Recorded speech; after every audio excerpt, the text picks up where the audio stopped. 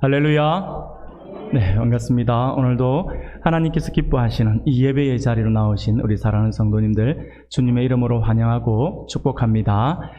한 분도 빠짐없이 모두가 하나님께서 오늘 주시는 말씀들을 우리가 다 받아 새길 수 있고 예배의 시간을 통해서 하나님의 만져주심을 경험할 수 있는 복된 시간이 되기를 소원합니다.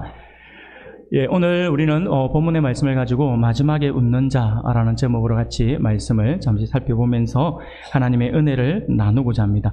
사랑하는 우리 성도 여러분, 우리는 흔히 말을 할 때에 인생에 있어서 최후의 웃는 자가 진정한 승자다라고 이렇게 이야기들을 많이 합니다. 특히 이 말은요, 오늘날 보면 스포츠 경기에 있어서 이 말이 참 많이 적용이 된다라고 할 수가 있을 것입니다. 경기 도중에 아무리 잘해서 웃으면서 경기를 주도한다고 하더라도 결국 마지막에 웃지 못하는 그 팀은 승자라고 말을 할 수는 없다라고 하는 것이죠. 우리가 요즘 자주 쓰는 말을 보면요, 젖잘싸라고 하는 말들을 자주 해요. 한번 들어보신 적이 있을 겁니다. 이 젖잘싸라고 하는 말은요, 경기에 졌지만 잘 싸웠다라고 하는 그러한 말이죠. 그런데 아무리 이 젖잘싸라고 하는 말이 긍정적인 말이라고 하더라도 이 젖잘싸라고 하는 말을 듣는다고 하더라도 우리가 그냥 마냥 웃을 수는 없어요. 이 소리를 들으면요. 왜냐하면요, 결과는 졌기 때문이죠. 결과는 졌기 때문에 아무리 젖잘싸 해도 우리는 그것이 그냥 그 순간에 그는 좀 위로는 될 수 있을지는 모르지만 그것이 우리에게 기쁨을 안겨다 주지는 않습니다. 만약 우리가 웃을 수는 없다라고 하는 것이죠. 우리가 졌기 때문에 결과는 졌다라고 하는 것이죠. 그러니 우리가 아무리 젖잘싸라고 이야기를 해도 결과는 진 것이에요. 그냥 젖잘싸라고 하는 말은요, 그냥 경기에 져서 의기소침해 있는 선수들을 위로하기 위해서 만들어낸 말이지 그 말이 우리를 끝까지 웃게 해주지는 못한다라고 하는 것이죠. 우리가 한번 예를 한번 들어봅시다. 조금 전에도 스포츠에서 이런 예들을 우리가 볼 수 있다고 말씀을 드린 것처럼 우리가 축구 경기 같은 경우는 전후반 합해서 90분 경기를 하는 경기잖아요. 그런데 어느 축구팀이 90분 경기에서 90% 이상의 볼 점유율을 보여줘요. 그래서 압도적인 경기를 하는 거예요. 막 밀어붙이면서 거의 우리 골대 골키퍼는 TV에 한 번도 안 잡힐 정도로 상대방 골키퍼만 열심히 보여주는 그 장면만 잡힐 정도로 거의 볼 점유율을 90% 이상을 차지한다라고 생각해 봅시다. 그런 경기를 하면 보는 사람들은 속은 시원해요. 그런데 그렇게 열심히 하고 그렇게 이길 것 같은데 문제는 뭐냐면 골 결정력이 없어요. 골 결정력이 없으면 어떻게 될까요? 아무리 해도 골이 안 나는 거예요. 그러다가 경기 끝나기 1분 전에 우리가 실수해서 상대방이 역습을 해요. 그리고 1분 만에 역습해가지고 골을 들어가 버렸어요. 그러고는 휘슬을 불러요. 삑삑 불러요. 1대0으로 졌어요. 90% 이상을 우리가 주도했어요. 단 그 마지막 10분을 우리가 잊혔어요. 그래도 우리가 어떻게 합니까? 젖잘싸 할 수 있습니까? 못해요. 속이 뒤집어지죠. 며칠 전에 우리나라 페루랑 경기한 거 보셨습니까? 제가 보면서 속이 뒤집어지지는 않았어요. 아직 우리가 새로운 감독이 바뀌어가지고 정비하는 과정이기 때문에. 그런데 전반 시작하자마자 골을 먹고 후반에 보니까 우리가 거의 압도했어요. 거의 골을 넣을 듯이 막 했어요. 결과는 어떻게 됩니까? 졌어요. 저고 나서 젖잘싸 하면서 박수를 쳤을까요? 여러분들은 쳤을지 모르지만 저는 안 쳤습니다. 못 치겠더라고요. 진 거는 진 거니까요. 사랑하는 여러분, 그런 거예요. 경기에 지면은 결국에는 마지막 장면에서 지면은 소용이 없어요. 야구 경기도 마찬가지예요. 야구는 좀 스포츠 가운데서도 길게 하는 스포츠예요. 프로야구는 보통 시간을 줄인다 하더라도 한 3시간 정도를 해요. 근데 어느 경기를 보면 이런 경기가 있어요. 3시간 경기에서 9회 초까지는 이기는 거예요. 그래서 3시간 경기에서 한 2시간, 한 45분, 2시간 50분은 이 한 A라는 팀이 이겼어요. 그래서 거의 압도적인 경기를 하면서 이긴 거예요. 그런데 9회 말에 역전돼 버린 거예요. 그러면 이 아나운서들이 뭐라고 하냐면, 2시간 50분 동안은 A팀이 이겼지만 나머지 10분 만에 졌기 때문에 이 경기는 누구에게 내줬다. 이런 이야기를 하거든요. 그러면 이 2시간 50분을 이긴 팀이 경기가 끝나고 나서 웃을 수 있냐고요? 못 웃어요. 마지막에 10분 동안 이게 해서 이긴 그 팀이 마지막에 웃는다라고 하는 것이죠. 사랑하는 여러분, 그렇다라고 하는 거예요. 그래서 끝날 때까지 끝난 것이 아니며 마지막에 웃는 자가 진정한 승자다라고 우리가 그렇게 말을 하는 것이죠. 그런데 이것이 스포츠에만 적용되는 이야기가 아니에요. 우리 인생도 마찬가지예요. 우리 인생에도 우리 가만히 생각해 보면 이 부분이 적용이 됩니다. 예를 들어서 어떤 한 사람이 있어요. 이 사람은 태어날 때 금수저를 물고 태어났다. 우리가 그런 말들 많이 하죠. 금수저를 물고 태어났어요. 좋은 집안에서 태어나서 좋은 부모님을 만나요. 그래서 이후에 좋은 학교를 졸업하고 나서 좋은 가문의 여성을 만나 결혼까지 했습니다. 여기까지 보면 그냥 승승장구하는 것 같아요. 별 힘 안 들이고 그렇게 살아가는 것 같아요. 그런데 얼마 되지 않아서 그의 가정이 깨어지고 부부는 이혼을 하고 자녀들은 부모의 경제력만 믿고 공부도 하지 않고 노력도 하지 않고 그냥 망나니 같은 삶을 살다가 집을 나가버리는 거예요.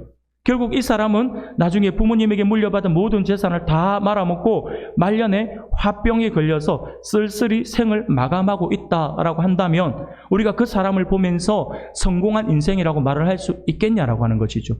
말을 할 수 없다라고 하는 것은 우리 모두가 공감하실 거예요. 그러나 반대로 한번 생각해 봅시다.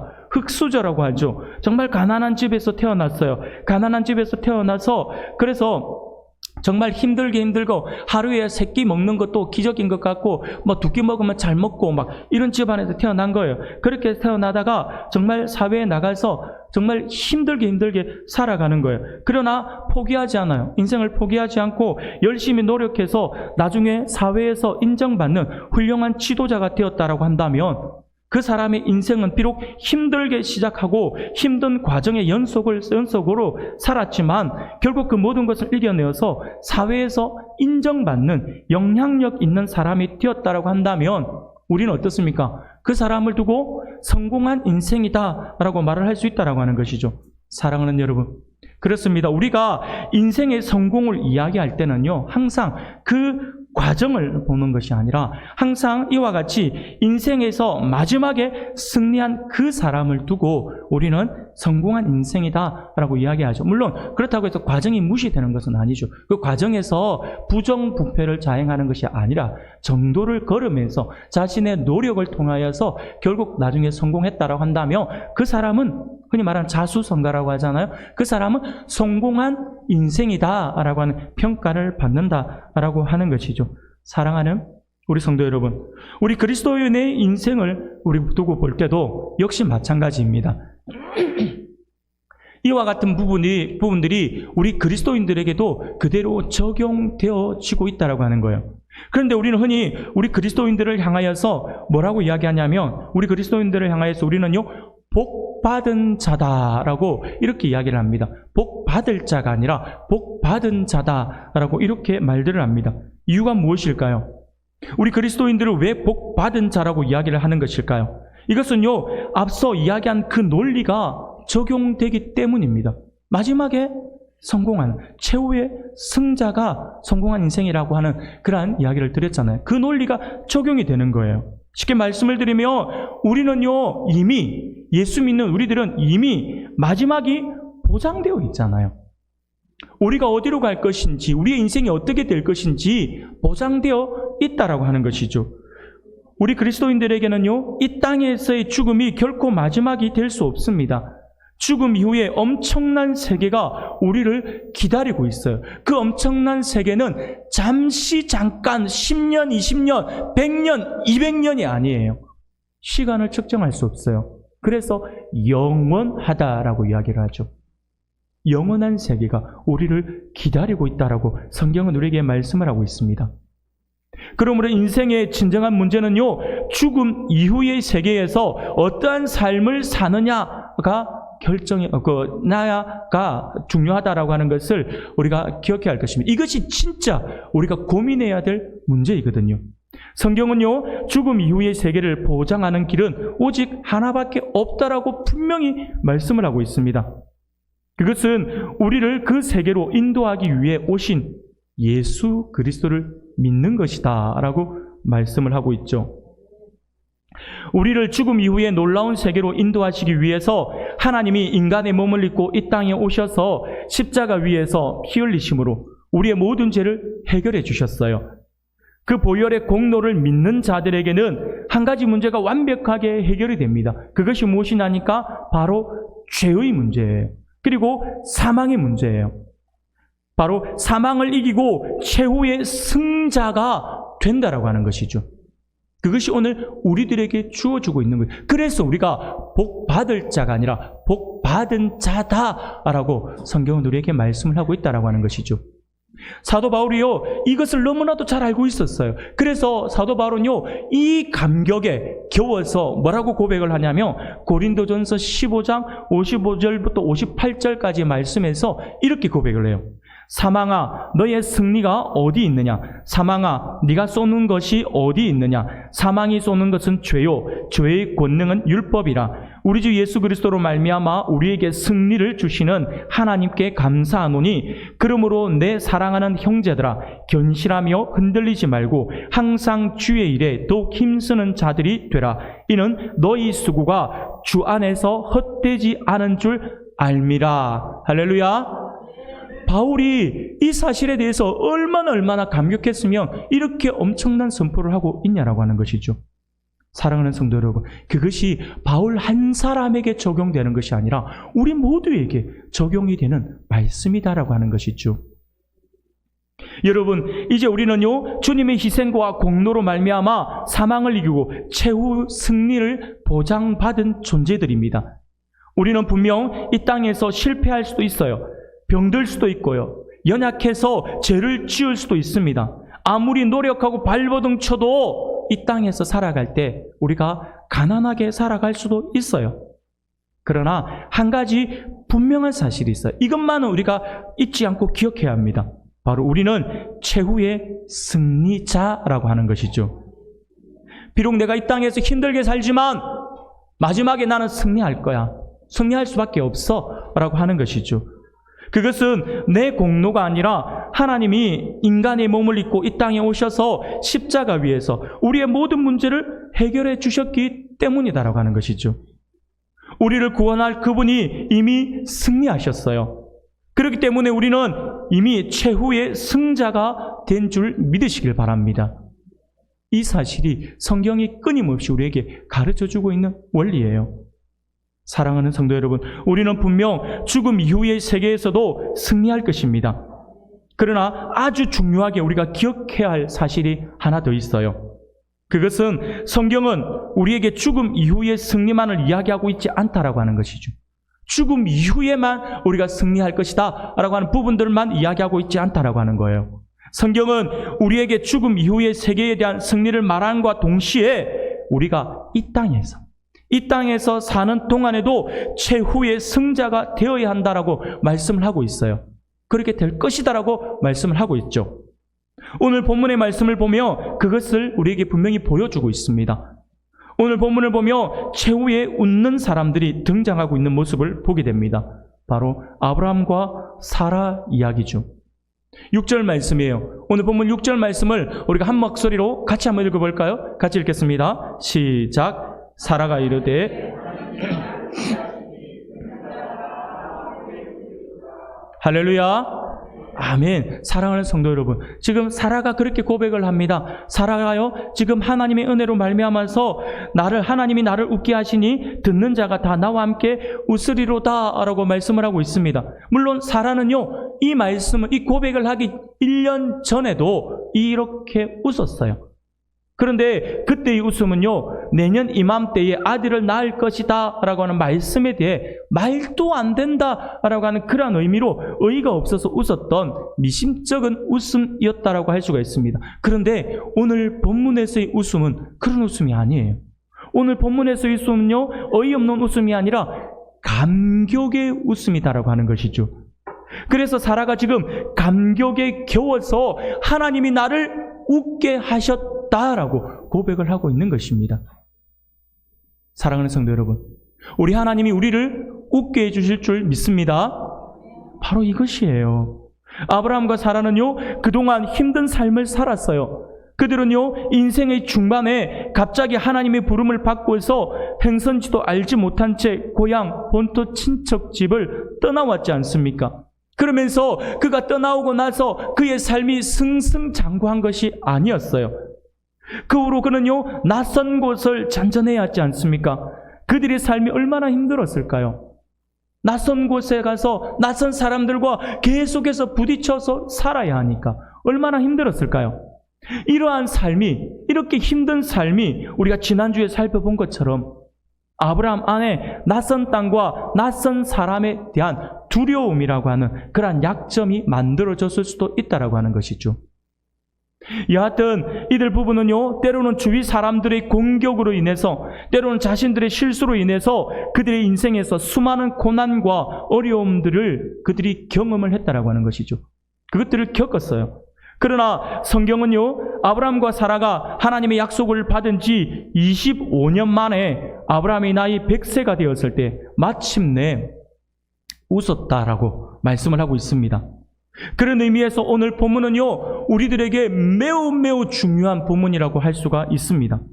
왜냐하면요, 비록 우리가 수많은 실수를 하고 골생을 하고 죄를 지었지만 아브라함과 사라는요, 그 인생의 마지막에 웃을 수 있었다라고 하는 이 본문이 우리에게 위로가 되기 때문이죠.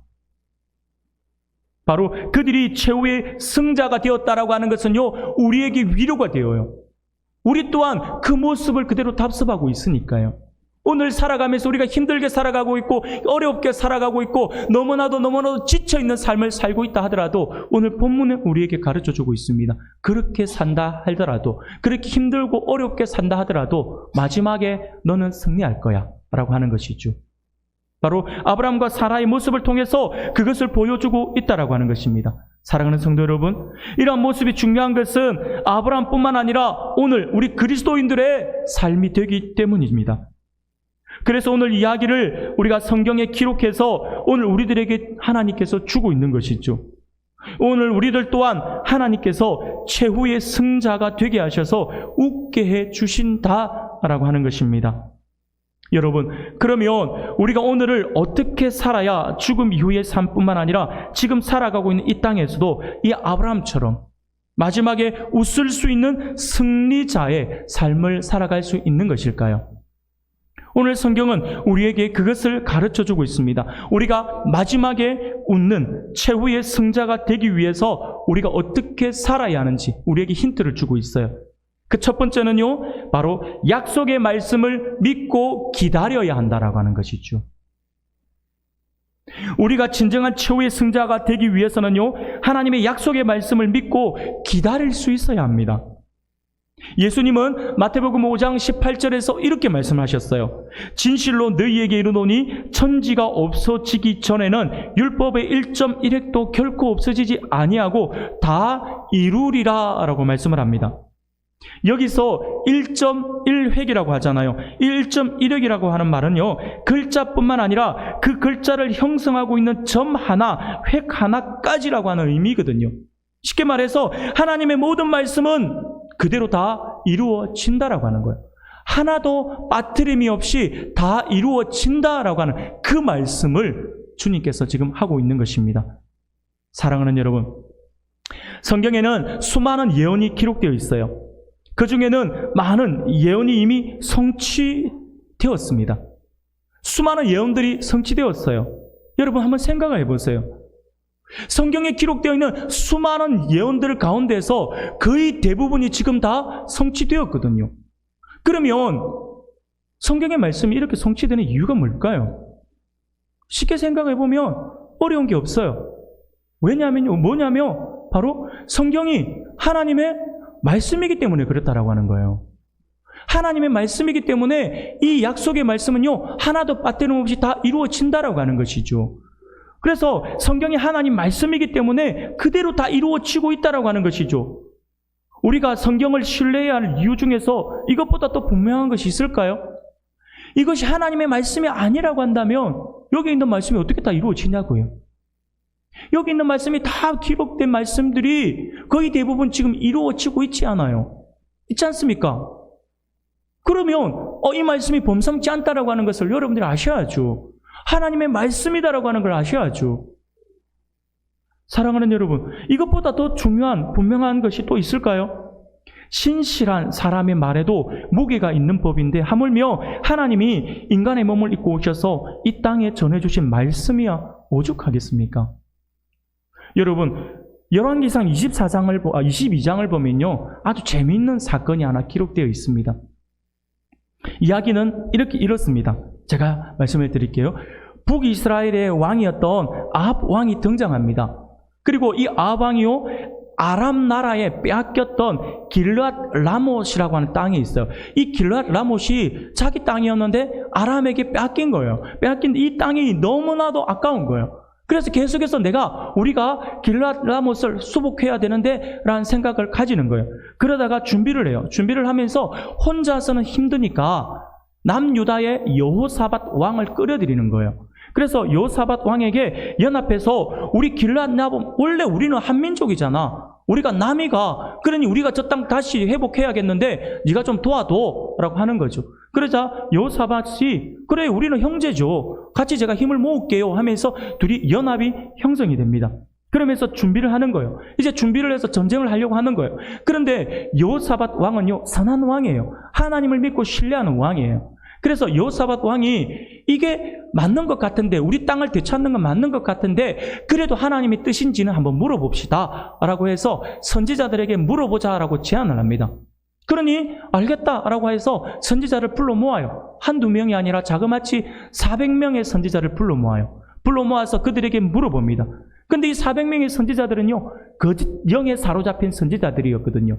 그들이 볼 때 아합 왕은요, 우리가 반대를 한다 하더라도 제 양반은 지금 길르앗 라봇에 꽂혀 있기 때문에 무슨 말을 해도 길르앗 라봇으로 갈 것이다, 전쟁하러 갈 것이다 라고 하는 걸 알고 있었어요.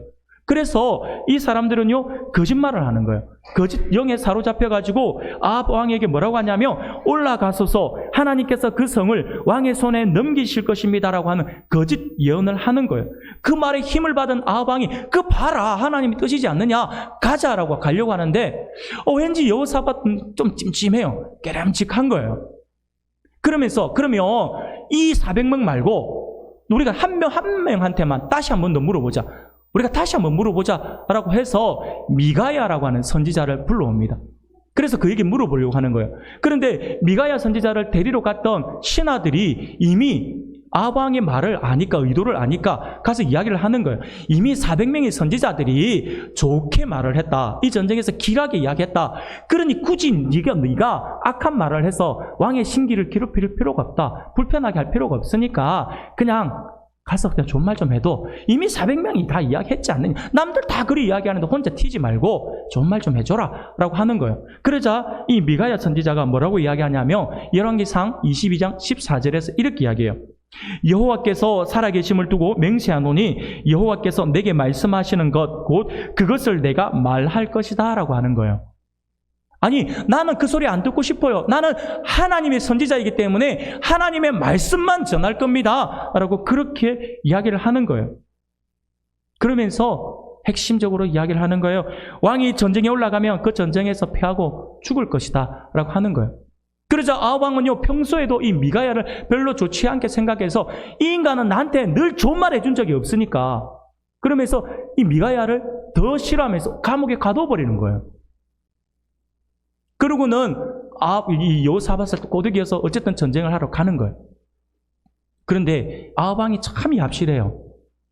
참 좀 비급해요. 이 아합 왕이요, 전쟁을 하러 가는데 미가야의 말이 자꾸 기억이 나는 거예요. 머릿속에. 우리가 그렇잖아요. 여러분, 좋은 말은 기억이 오래 안 가죠. 안 좋은 말은 어떻습니까? 기억이 오래 가는 거예요. 그래서 무당이 그걸 이용하는 거예요. 여러분, 그거 속지 마세요. 이단들이 그거 이용하는 거라니까요. 그래서 안 좋은 말들 이야기하면서 자꾸 내리속에 기억나게끔 만들어가지고. 그래서 나중에 보면요, 아무것도 아닌데 내 스스로가 끼워 맞추는 거예요. 엄마, 그 말이 맞는 것 같다. 엄마야 어쩌나 하면서. 말도 안 되는 거예요. 이 아합 왕이 생각하니까 찜찜한 거예요. 그래서 안 되겠다 싶어서, 그래도 뭐 내가 미리 방비해서 나쁠 건 없지 하면서 미가야의 말을 듣고는 그 말이 생각이 나니까 꾀를 내는 거예요. 어떻게 꾀를 내냐니까, 지금 두 왕이 연합해서 가는데 아합 왕이 볼 때는 이제 여호사밧을 세워주는 듯이 우리가 지휘관이 2명이 가서 지휘관이 체계로 이렇게 움직이는 것보다는 당신이 통솔 하십시오. 당신이 1인 지도자가 되고 내가 당신의 명을 받을게요. 이런 분위기예요. 그러면서 왕복을 당신이 입으시오. 나는 그냥 병사처럼 그래서 당신을 따라갈게요. 말을 듣기 보면 그렇죠. 여호사밧 입장에서는 이 양반이 오늘 왜 이래? 막 항상 자기가 으뜸이라고 했던 이 사람이 갑자기 왜 이래 하면서 여호사밧이 그 말을 듣고 그럽시다 라고 하는 거예요. 여러분들 아합 왕이 왜 그랬는지 아시겠죠? 우리는 아는데 이 여호사밧은 몰랐다는 거예요. 그러면서 자기는 이 평소에 군사의 옷을 입고 전쟁을 하러 나가는 거예요. 그런데 이미 전쟁을 할 때에 아람 왕은요 딱 하나의 목표를 세워둔 거예요. 그게 뭐냐면 지금 길랏 라못을 차지하겠다고 북이스라엘의 아합이 여호사밧을 끌어들여가지고 전쟁을 일으켰으니까 저 아합만 잡으면 된다라고 생각을 한 거죠. 그래서 군사들에게 명령을 하는 거예요. 무조건 북이스라엘의 왕을 잡아야 되니까 왕복을 입고 있는 그 사람이 지도자니까 그를 잡아야 된다 하는 거예요. 그러니까 아람 왕의 군사들은요 오직 한 사람만 보는 거예요. 왕복을 누가 입고 있는가. 그래서 그에게만 막 공격을 하는 거예요. 여호사밧이 어떻게 됐을 것 같아요? 실컷 먹는 거죠. 모든 병사들이 자기한테 오니까 흔히 속된 말로 왜 나만 갖고 그러냐고. 주도자는 따로 있는데 왜 내만 갖고 그러냐. 지가 뭐 입고 있는지도 모르고. 그러면서 소리를 지는 거예요. 왜 나한테만 하면서. 그러니까 군사들이 듣고는 아합이 아니잖아 이래 되는 거예요. 그러면서 아합이 아닌 걸 알고 군사들이 돌려버리는 거예요. 그래서 이 여호사밧은 시급한 가운데에서 살아남아요. 그렇게 전쟁이 끝나는 것 같아요. 전쟁이 마무리가 되는 것 같아요. 그런데 성경은요 뭐라고 이야기하냐면 이렇게 전쟁이 끝날 것 같았는데 미가야 선지자가 예언을 했잖아요. 전쟁을 나가면 죽을 거다라고 이야기했잖아요. 그런데 이것이 어떻게 이루어지냐니까 우연히 아람의 한 군사가 무심코 이스라엘 군사를 향해요. 그냥 누구를 겨냥하지도 않았어요. 화살을 하나 날리는 거예요. 퓨용 하고 날리는데 이게 퓨용 하고 날아가는 거예요. 날아가는데 이것이 누구에게 맞냐니까 변장했던 아왕의 그것도 그 갑옷을 입고 있잖아요. 갑옷을 입고 있는데 하필이면 또 갑옷과 갑옷 사이에 이음새 부분을 그대로 탁 꽂혀버린 거예요. 참 그럴 확률도 어렵죠. 로또 샀으면 이 사람 대박 났을 거예요. 어떻게 그래 정확하게 맞추는지. 딱 맞아가지고 그 화살에 맞은 결과 아왕은요 그것 때문에 죽었어요. 사랑하는 여러분, 이 말씀이 무엇을 의미하는지 아시겠습니까? 이 이야기가 뭘 이야기하는지 아시겠어요? 바로 하나님의 말씀은요 그대로 이루어진다라고 하는 거예요. 어떤 경우에도 우리가 볼 때 우연이라고 생각할 수 있지만 하나님의 뜻이에요. 하나님의 섭리예요. 하나님의 경륜 안에서 반드시 이루어지는 하나님의 말씀이라고 하는 거예요. 지금 아합 왕이 그렇게 죽었다라고 하는 것이죠. 사랑하는 성도 여러분, 하나님의 약속의 말씀은요 반드시 이루어집니다. 이것을 우리가 결코 잊어서는 안 됩니다. 그런데 여러분 있잖아요. 정말 놀라운 것은요 뭐냐면 하나님의 말씀이 예언과 관련된 말씀만 그대로 이루어지는 것이 아니다라고 하는 거예요. 하나님의 말씀은요, 이 성경에 기록되어 있는 말씀은요, 예언하고 관련된 말씀만 지금까지 다 이루어진 것이 아니에요. 하나님의 말씀은요, 우리를 향한, 하나님의 백성을 향한 축복의 말씀도 그대로 이루어진다라고 하는 것이죠. 그것이 하나님의 말씀이기 때문에 얼마나 놀라워요. 예언뿐만 아니라 우리를 향한 하나님의 말씀까지 다 이루어진다라고 우리에게 말씀을 하고 있어요. 성경학자들은 연구를 하는 거예요. 연구를 하는데 성경학자들이 말하기를 성경에는 약 8만 가지 이상의 약속이 기록되어 있다고 이야기합니다. 저보고 찾아봤나고 물어보지 마세요. 저 안 찾아봤어요. 네, 저는 그거 연구하지 않아요. 이것만 따로 연구하는 분들이 있어요. 그러니까 여러분들이 삶은요 항상 요즘 시대에는 어렵게 살 필요가 없어요. 그 부분에 전문가들이 준비해 놓은 거 그거 우리가 정보를 받으면 되는 거죠. 저보고 갑자기 목사님이 직접 세어봤습니까? 안 세어봤으니까 저한테 물어보지 마세요. 어쨌든 8만 가지 이상의 약속이 기록되어 있다고 합니다. 그런데 문제는 뭐냐면 이 8만 가지 정도의 약속이 기록되어 있는 이 말씀을 대부분의 성도들이 모르고 있다고 하는 거예요. 왜 모를까요? 한번 생각해 보세요. 여기에 그렇게 많은 말씀, 약속의 말씀, 축복의 말씀이 기록되어 있는데 우리가 왜 모를까요? 모르겠어요? 왜 모르는지 그조차도 모르시겠죠? 아니, 성경을 읽어야 알지요. 말씀을 읽어야 알잖아요. 그리고 의미를 모르면 공부를 해야죠. 가르쳐달라고 해야죠. 밖에 나가지 마시고요. 신천지 같은 데 가가지고 성경 공부합니다. 그 쓸데없는 그런 데 가가지고 기웃거리지 마시고, 우리 성도는 보고 하는 이야기는 아닙니다. 근데 그런 사람들이 있어요. 여러분, 그거예요. 대부분의 성도들이 말씀을 몰라요. 말씀을 읽지 않으니까요. 그 읽지 않으니까 어떻게 약속의 말씀을 알 수 있냐고 하는 것이죠. 하나님의 약속을 알아야 하지 않겠습니까? 그래서 우리가 말씀을 가까이 해야 한다라고 하는 거예요. 그리고 말씀이 선포되는 자리를 우리가 사모해야 한다라고 하는 것입니다. 그리고 주어진 말씀이 있다라고 한다면, 그 선포되어지는 말씀이 있다라고 한다면, 그 말씀이 나에게 와닿고 그 말씀이 나에게 꽂히면서 그 말씀이 은혜가 된다라고 한다면 그 말씀을 붙들 수 있기를 바랍니다. 듣고 흘려버려서는 안 됩니다. 마음에 새겨야죠. 성령께서 나에게 주신 약속의 말씀이 있다면 그 말씀을 끝까지 신뢰할 수 있기를 바랍니다. 아브라함도 하나님의 약속의 말씀을 받고서 25년의 세월을 인내하며 기다렸어요. 나에게 주신 말씀이, 하나님의 말씀이 확실하다고 한다면 그것은 반드시 이루어집니다. 문제는 약속에 따라서 응답이 이르게 올 수도 있고 더디게 올 수도 있다라고 하는 것이죠. 그것은 하나님이 정하신 뜻에 이루어지는 것이에요. 그러다 보니까 우리 성도들은 그것 때문에 실족하거나 아니면 실망하거나 낙심하는 경우가 많죠. 왜냐하면 기다리는 힘드니까요. 우리는요, 우리의 뜻과 우리의 시간을 계산하지만 하나님은요, 우리의 뜻과 우리의 시간을 계산하시는 것이 아니라 하나님의 뜻과 하나님의 때를 보시기 때문이다라고 하는 거예요. 그래서 우리가 하나님의 때를 알아야 된다라고 하는 것이죠. 우리는요, 변함없는 믿음을 가지고 기다릴 수 있어야 합니다. 물론 이 기다림이라고 하는 것이 어떻습니까? 쉽던가요? 어려워요. 기다림은 정말 어려워요. 특히 우리 남자 성도님들, 남성분들, 배고플 때 밥 기다리는 거 진짜 어려워요.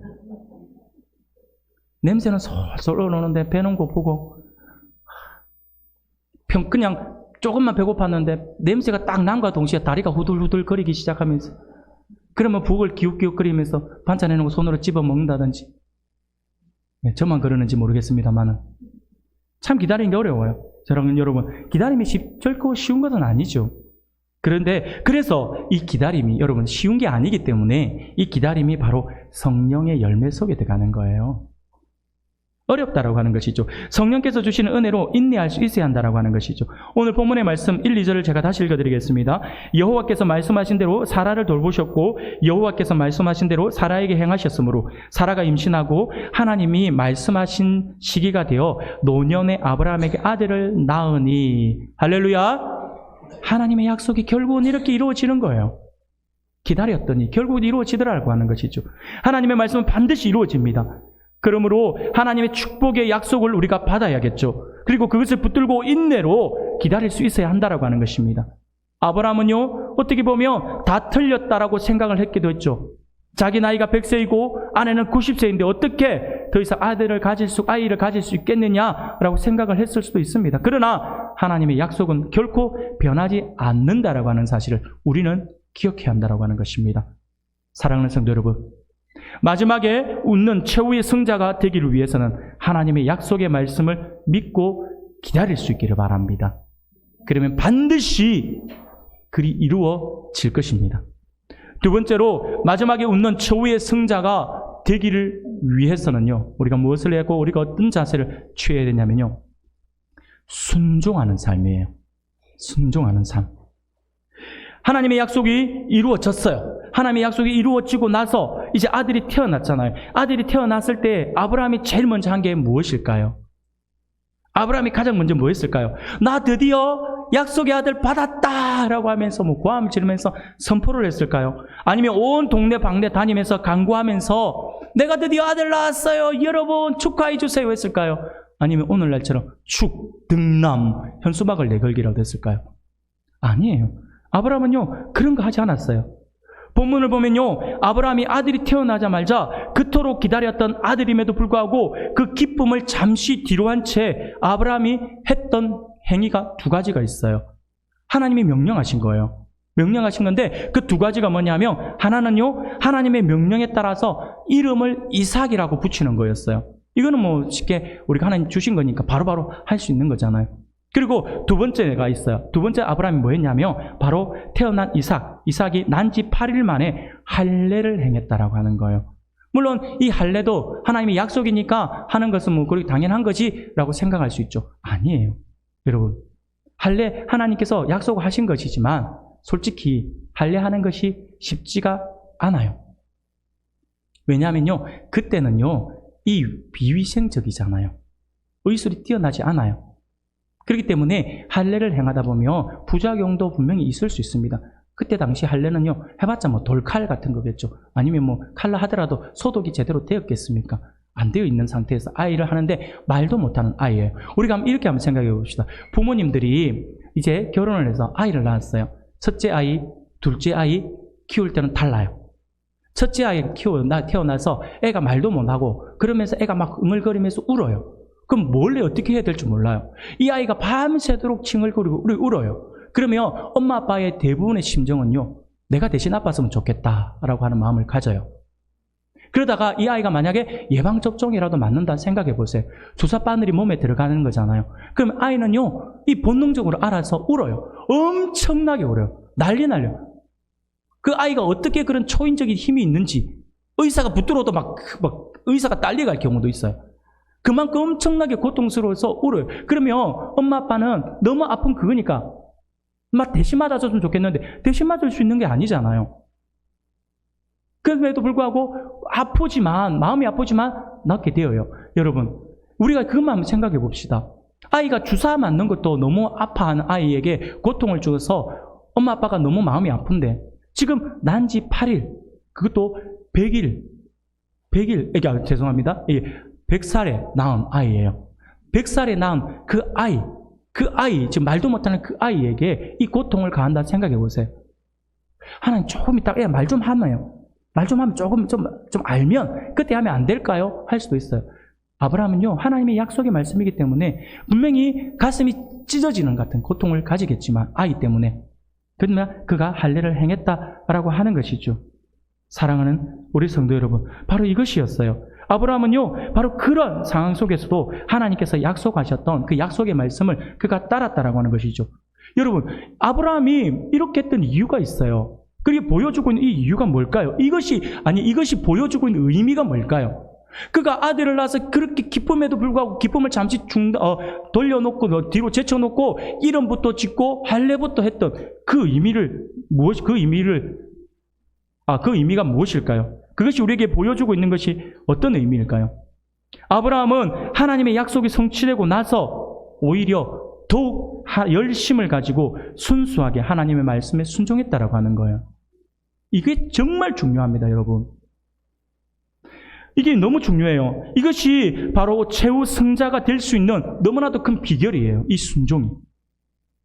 여러분, 우리가 한국 교회사를 공부해보고요, 그리고 세계 교회사를 공부해보면 놀라운 사실을 하나 발견할 수 있습니다. 그게 뭐냐면요, 항상 교회와 성도들에게 언제 위기가 닥치는지 아십니까? 너무나도 놀랍게도요, 어려울 때보다는 그 어려운 시기가 지나가고 났을 때예요. 평안할 때. 그들이 어려울 때 기도해서 하나님께서 응답해 주셔가지고 그 응답으로 말미암아서 평안함을 누릴 그때에 교회에 위기가 왔다라고 하는 거예요. 이게 굉장히 중요합니다. 이게 우리 성도 개인의 삶에도 그대로 적용이 되어져요. 어려울 때는 기도하고 열심히 예배 참석하면서 새벽기도 빠지지 않으면서 그렇게 참석을 합니다. 그러면서 열심히 기도합니다. 정말 가슴에서 우러러 나온 간절함으로 하나님을 찾아요. 교회에서 봉사도 열심히 합니다. 그런데 어느 날 기도 제목이 다 이루어지고 형편이 좀 나아지면 마음이 느슨해져요. 기도할 때 하나님을 간절히 찾는 그런 모습이 보이지 않아요. 그저 그 성공이 자신의 능력인 양 누군가에게 자신의 성공을 자랑하고 싶어하고 자기도 모르게 마음이 교만해져서 옛날 같지 않게 변한다라고 하는 것이죠. 주위 사람들을 대하는 태도가 예전과는 많이 다릅니다. 솔직히 목회자의 입장에서 볼 때 그런 모습을 보며 좀 마음이 아파요. 그리고 하나님께서 그런 모습을 보시고 가만히 계시지 않을 것 같아서 마음이 굉장히 불편해집니다. 차마 대놓고 이야기는 못 하겠고, 그러다가 그런 사람들이 저희 어릴 때부터 가르쳐오던 제자였다라고 한다면 저는 호되게 혼냅니다. 곧다우로 살래라면서 혼냅니다. 그런데 성인이 된 사람들에게는 참 말하기 어렵죠. 상처가 될까봐. 그럼에도 불구하고 말을 해야 되는데 저는 그 부분이 참 약한 것 같다는 생각들이 문득 들어집니다. 하나님이 그 모습을 보고 가만히 계시지 않을 것 같아서 마음이 너무 힘들어요. 그의 인생을 붙들고 있는 하나님께서 그 붙드신 손을 놓게 되면 결국 나락으로 떨어질 것은 뻔한데 어리석게도 자신의 능력이냐 우쭐대고 있는 모습을 볼 때면요 참으로 안타깝습니다. 사랑하는 성도 여러분, 오늘 아브라함을 볼 수 있기를 바랍니다. 그는 100세의 아들을 낳았어요. 그러니 얼마나 기뻤을까요? 온 동네를 다니며 그 기쁨의 소식을 전하고 싶지 않았을까요? 우리나라에도 이런 거 있잖아요. 우리나라에도 옛날에 있었잖아요. 집에서 아이가 태어나면 대문에 금줄이라고 하는 걸 달죠. 금줄이라고 하는 걸 달아서 숯과 함께 남자아이가 태어나면 빨간 고추를 주렁주렁 달죠. 그렇죠? 그리고 여자아이가 태어나면 이 숯과 함께 그 생솔이라고 해요. 생솔가지. 솔가지를 건다고 하는데 저도 이걸 몰랐는데 그거 여자일 때 이렇게 건다 하더라고요. 생솔가지를 매달았다고 한답니다. 물론 그것은 있잖아요. 숯과 함께 이것을 단 이유는 뭐냐면 부정한 기운을 막기 위해서 한다라고 그렇게 표현을 하고 있지만 제가 볼 때는 그렇지 않아 보여요. 제가 볼 때는요 그냥 아들 낳았다라고 하는 기쁨에 자랑하고 싶어서 그렇죠? 다는 것 같아요. 빨간 고추를 한 개, 두 개 안 달아요. 막 그 아들이 기하면 기할수록 한 10개씩 막 달아놓고 온 집안이 벌겋게 보이게끔 그렇게 하지 않아요? 그렇게 하는 것으로 저는 알고 있어요. 다 자랑하고 싶은 거예요. 자랑하고 싶어서 아들 낳았다라고 하는 것이죠. 우리 집에 귀한 자손이 태어났다라고 하는 것이죠. 얼마 전에 TV에 보면 순위를 매기는 TV가 프로그램이 있어요. 그런 재미있게 전 세계에서 어떤 순위를 매기는 그런 재미있는 프로가 있던데, 그런데 해외에서 이런 이야기가 하나 나온 게 있어요. 억만장자가 아들을 못 낳다가 아들을 낳은 거예요. 아들을 낳아서 그 태어난 아들이 얼마나 기뻤으면 이 태어난 아들에게 시가 한 몇 억짜리 차를 선물을 한다든지, 그것도 모자라서 한 몇십억짜리 집을 선물을 한다든지, 아니면 자기의 그 회사의 지분을 몇 프로를 상속으로 미리 딱 준다. 애가 그건 뭔지도 모르고 그거 주면 찢어버릴 것 같은데 그거 선물로 딱 주고, 우리가 그걸 보면서 아이고 어이가 없다 싶지만 그 아빠 입장에서 생각해보면 얼마나 기뻤으면 그러하겠냐고요. 아들이 얼마나 좋았으면, 얼마나 자녀가 좋았으면 그렇게 하겠냐라고 하는 것이죠. 사랑하는 여러분, 이러한 모습은요 동서고금 막론하고 이렇게 자랑하고 싶은 것은 인지상정이라고 할 수가 있어요. 아브라함도 마찬가지 아닐까요? 아브라함은요, 우리가 한번 생각해 보세요. 더했으면 더했지 덜하지는 않을 거예요. 100살에 낳았어요. 하나님의 약속을. 아들을 100살에 낳았어요. 아브라함이 돈이 없나요? 돈이 얼마나 많습니까? 거부였어요. 아브라함이 돈이 없는 것도 아니에요. 재산도 많고 집에서 부리는 하인도 얼마나 많아요. 그러니 이 아들을 낳았다는 기쁨에 몇 날 며칠이고 잔치를 베풀 수도 있어요. 그렇게 자랑하고 싶을 수도 있어요. 그런데 아브라함은 그것을 잠시 접어놓고 나서 먼저 한 것이 뭐냐니까 말씀에 순종했다라고 하는 거죠. 하나님의 말씀이 우선이었다라고 하는 것을 우리 성경은 우리에게 말씀해 주고 있습니다. 사랑하는 성도 여러분, 오늘 우리의 모습을 한번 돌아볼 수 있기를 바랍니다. 지난 몇 년간 하나님께서 나의 기도에 얼마나 응답해 주셨는지, 그래서 내가 어떤 복과 어떤 은혜를 받고 살아가고 있는지 한번 돌아볼 수 있기를 바랍니다. 그리고는 무엇보다 하나님의 응답을 받은 이후, 하나님의 복을 받은 이후 나의 삶이 어떻게 변했는지 한번 점검해 볼 수 있기를 바랍니다.